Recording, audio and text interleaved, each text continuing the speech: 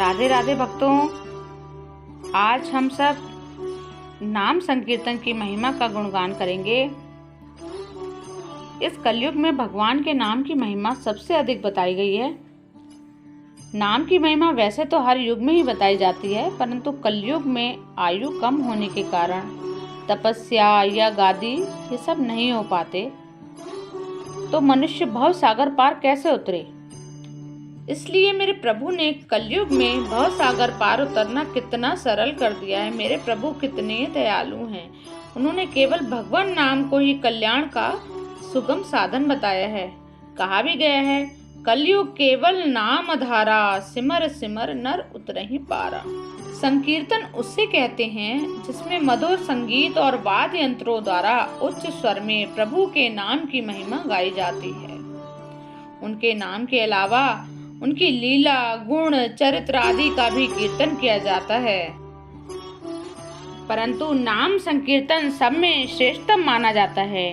नाम संकीर्तन में प्रभु नाम में मस्त होकर किया जाना चाहिए। कौन हमें देख रहा है, कौन कीर्तन कर रहा है, इस पर ध्यान न देकर बस प्रभु छवि में मन लगाकर तन मन की सुध छोड़कर प्रभु के प्रति संपूर्ण समर्पण भाव से जो कीर्तन किया जाता है वही कीर्तन किया जाना चाहिए। जब हम भगवान में मन लगाकर नाम संकीर्तन करते हैं तो एक अद्भुत वातावरण हमारे आसपास बन जाता है, जिसके प्रभाव से हमारे आसपास सब कुछ भगवतमय हो जाता है।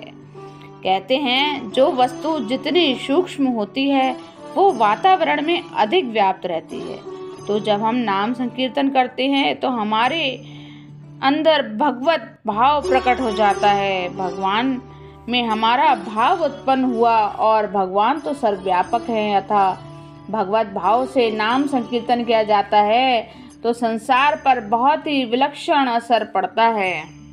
तो संसार मात्र को शांति प्रदान करने वाला हो, जहाँ नाम जप ध्यान संबंधी बातें हों, वहाँ जाने से शांति मिलती है। नाम संकीर्तन करते समय अपनी आंखें बंद करो और ऐसा भाव रखो कि मेरे सामने मेरे प्रभु हैं। इस संबंध में एक कथा सुनी है, वह भी मैं आपको सुनाती हूँ। कथा इस प्रकार है। महाराष्ट्र में एक विचित्र संत हुए हैं। इनके संबंध में एक कथा प्रसिद्ध है। ये हनुमान जी के भक्त थे और इनको हनुमान जी के दर्शन हुआ करते थे। एक बार बाबा जी ने हनुमान जी से कहा, महाराज आप एक दिन सब लोगों को दर्शन दें। हनुमान जी ने कहा, तुम लोगों को इकट्ठा करो तो मैं दर्शन दे दूंगा। बाबा जी बोले कि लोगों को तो मैं इकट्ठा कर दूंगा। हनुमान जी ने कहा, शुद्ध हरि कथा करना। बाबा जी बोले, शुद्ध हरि कथा ही करूंगा। संत तथा राजगुरु होने के कारण बाबा जी का ऐसा प्रभाव था कि वे जहाँ जाते वहाँ हजारों की संख्या में लोग इकट्ठे हो जाते थे। उन्होंने एक शहर में जाकर कहा कि आज रात शहर के बाहर अमुक मैदान में हरि कथा होगी। समाचार सुनते ही हरि कथा की तैयारी प्रारंभ हो गई। प्रकाश की व्यवस्था की गई, दरियां बिछाई गईं। समय पर बहुत से लोग इकट्ठे हो गए। सब गाने बजाने वाले आकर बैठ गए और कीर्तन प्रारंभ हो गया। बीच बीच में बाबा जी भगवान की कथा कह देते और फिर कीर्तन करने लगते।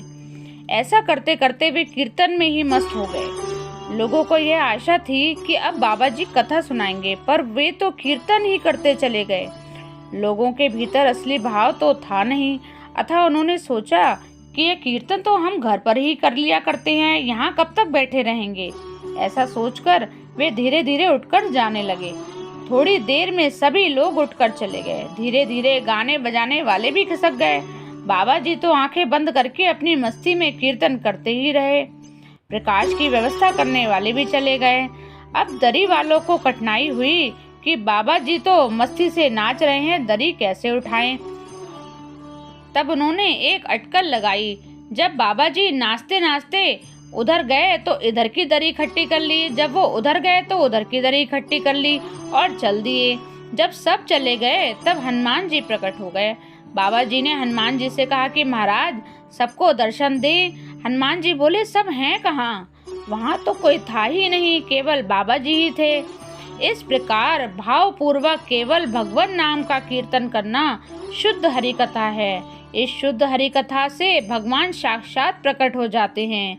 वर्तमान में संकीर्तन की बड़ी आवश्यकता है, अतः जगह जगह लोगों को एक साथ मिलकर अथवा अकेले संकीर्तन करना चाहिए। इससे संसार मात्र में शांति का विस्तार होगा। राधे राधे। प्रभु भक्तों, आपको यदि मेरी कोशिश ये पसंद आती है तो प्लीज़ मेरे चैनल को सब्सक्राइब जरूर करिएगा।